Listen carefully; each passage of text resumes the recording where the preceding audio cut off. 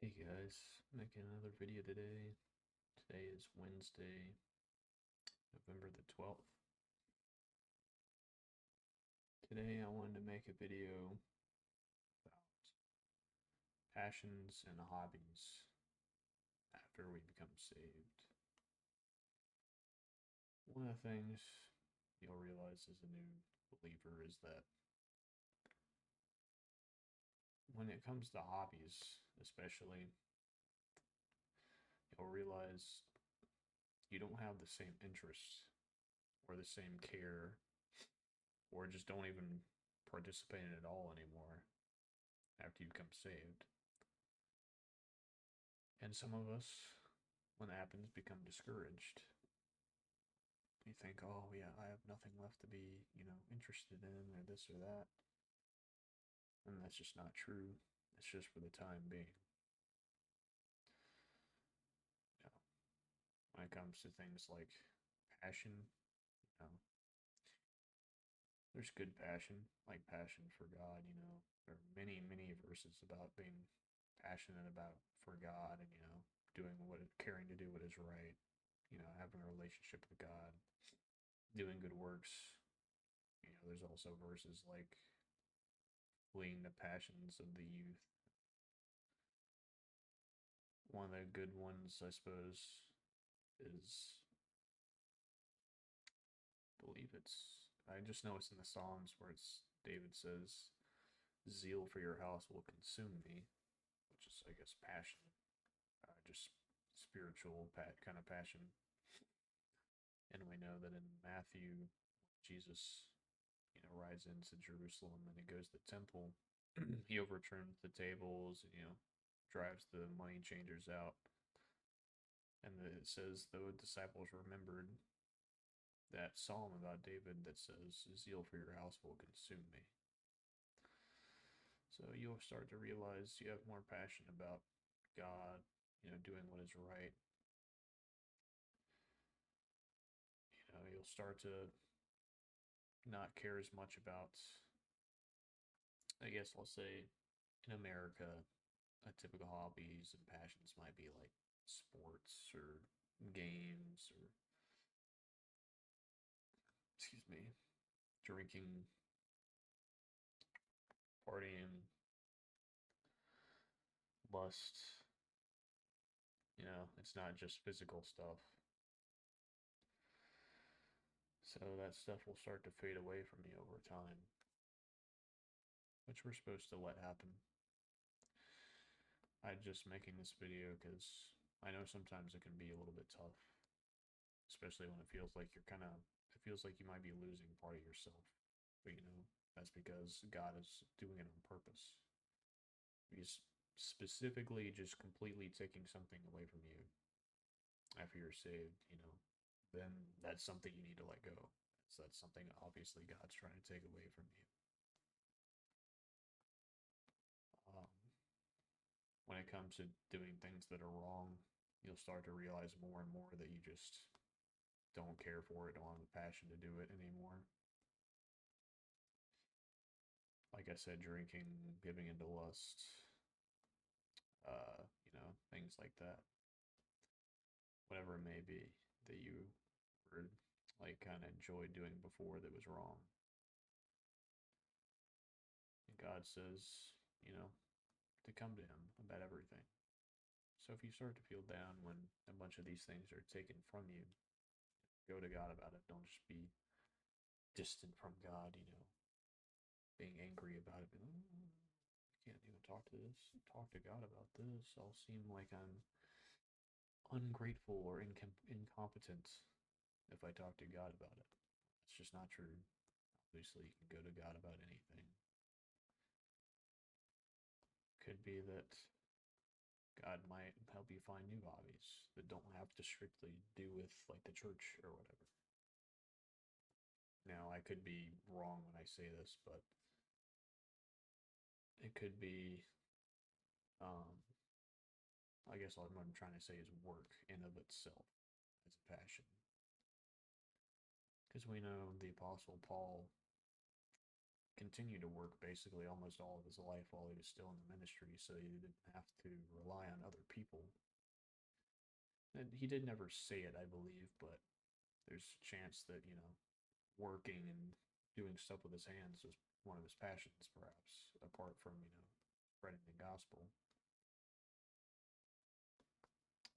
Because I know, there's a lot of people who just, like to have something to do with their hands.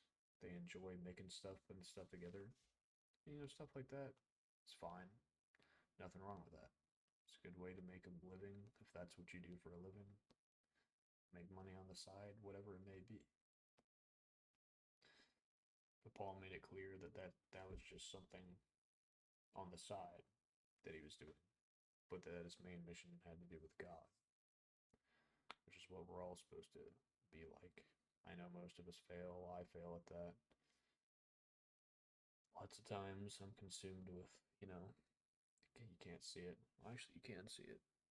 That's my work laptop back there. I'm consumed with, work and thoughts about work even after I'm done. Thinking about, exercise and video games and whatever it may be just throughout the day that's just consuming my thoughts, basically. When obviously, we're not supposed to do that. Be willing to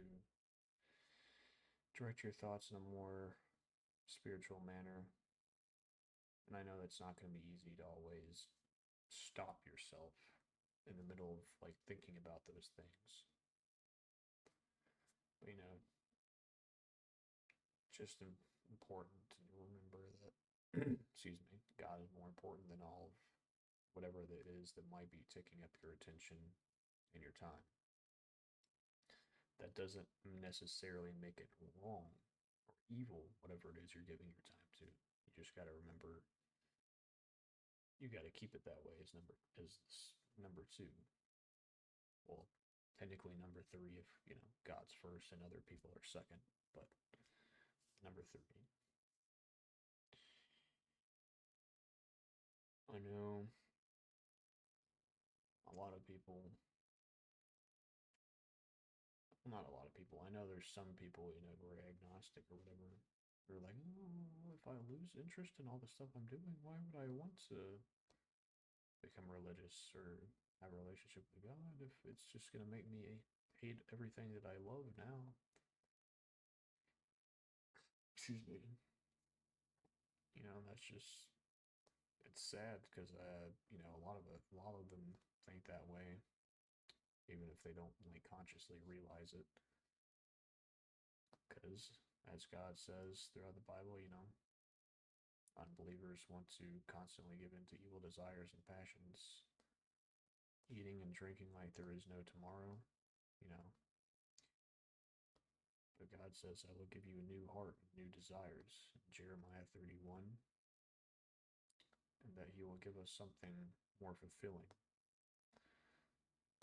I think they're confusing fulfillment and satisfaction with short-term, I'll just say short-term happiness. Short-term happiness can never replace actual, peace, sense of, purpose, the God-shaped hole in all of us, like I said, it was talking about in my last video. It can never, those short-term passions can never replace any of these things, which is why those people have to constantly chase after it, and usually it just gets worse and worse and worse until it gets to a breaking point. As Paul says, and I know it's in Romans, I think it might be Romans 8, where Paul says, at what, let me make sure I'm saying this correctly.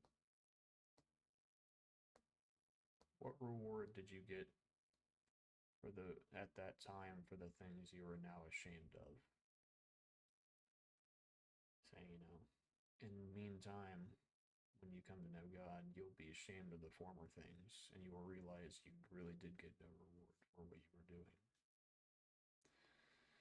Whether it be monetary, value or happiness like in the short term, like I was talking about, you know, there is no real reward there. You'll realize that all of it's just kind of meaningless up to a point. You know, it's okay to like things, obviously, like doing certain things and having hobbies. Just don't see them as your reward in life or your purpose in life. You know, we have a greater purpose that we're called to. You know, God gives us, desires and passions to do little things like that. That's what makes us different from each other. So there's nothing wrong with it if you keep it that way, just as a little side, hobby or whatever it is. Just don't let it consume you. Don't let I guess I would say, don't let zeal consume you for secondary passions.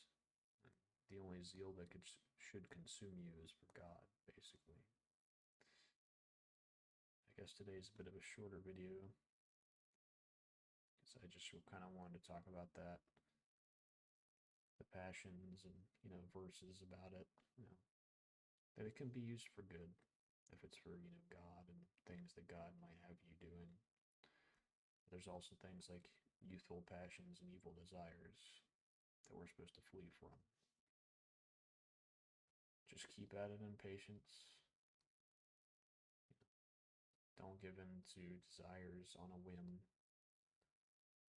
Remember to remain and have a steadfast heart, being willing to make decisions that you're actually thinking about, not just giving into the flesh without ever thinking about what you're doing.